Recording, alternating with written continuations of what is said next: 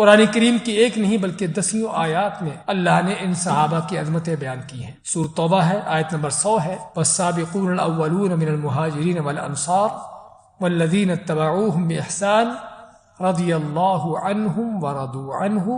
وأعد لهم جنات تجری تحتها الانہار خالدین فیہا ابدا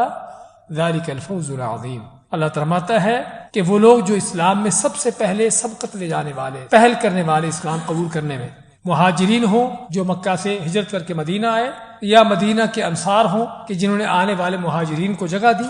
والذین اتبعوہم بإحسان، اور پھر اس کے بعد جو ان کے پیچھا کرنے والے ہیں نیکی کے ساتھ، یعنی ان کے بعد اسلام لائے، چاہے مکہ میں لے آئے، چاہے مدینہ میں جانے کے بعد لے آئے، آپ صلی اللہ علیہ وسلم کے فوت ہونے سے پہلے کسی وقت بھی، تو یہ کون ہے؟ اللہ فرماتا ہے رضی اللہ عنہم، اللہ ان پر راضی ہو گیا، ورضوا عنہ، اور یہ اللہ پر راضی ہو گئے۔ بہت بڑا سرٹیفکیٹ ہے، بہت بڑا کریڈٹ ہے جو اللہ کی طرف سے مل رہا ہے۔ وَأَعَدَّ لَهُمْ جَنَّاتٍ تَجْرِي تَحْتَهَا الْأَنْهَارُ،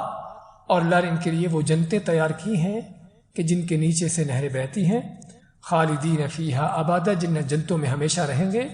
اللہ فرماتا ہے ذَلِكَ الْفَوْزُ الْعَظِيمُ، کہ یہ ہے جو بہت بڑی کامیابی ہے۔